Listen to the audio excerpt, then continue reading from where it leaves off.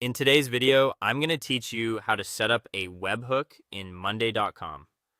We'll walk through the full setup process from inside the Monday.com developer area, and by the end, you should have your webhook connected and ready to receive events. This is useful when you want Monday.com to automatically send updates to another system whenever something happens on a board, such as an item being created, updated, or changed. To begin, open the Monday.com developer area. This is where you manage app-related features and configure the tools needed for integrations like webhooks.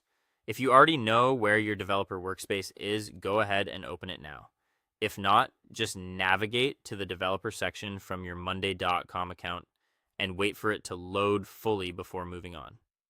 Once you're there, create a new Monday.com app or open an existing one that you want to use for this webhook. If you're working on a current project, opening the existing app will usually be the best option, so everything stays organized in one place.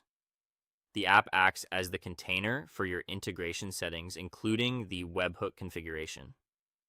Next, go to the webhook or integration feature inside the app. Depending on the layout you see, this may be labeled slightly differently, but you're looking for the area where external event connections can be configured.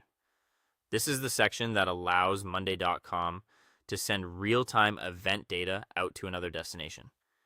Now add the webhook URL where Monday.com should send events.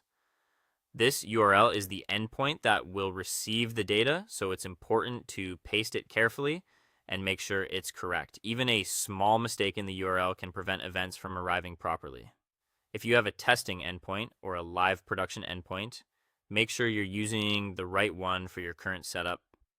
After that, choose the board and the event trigger. The board selection tells Monday.com where to listen for activity, and the trigger defines which specific action should send an event. Take a moment here to confirm that you're selecting the correct board and the exact event you want to track, since this determines when your webhook will fire. Once everything looks right, save the webhook setup. This applies your configuration and makes the connection active.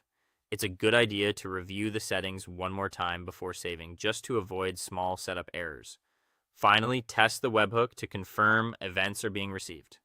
Trigger the selected event on the chosen board, and then check your receiving system to verify that the data arrives as expected. If it does, your webhook is set up successfully and ready to use.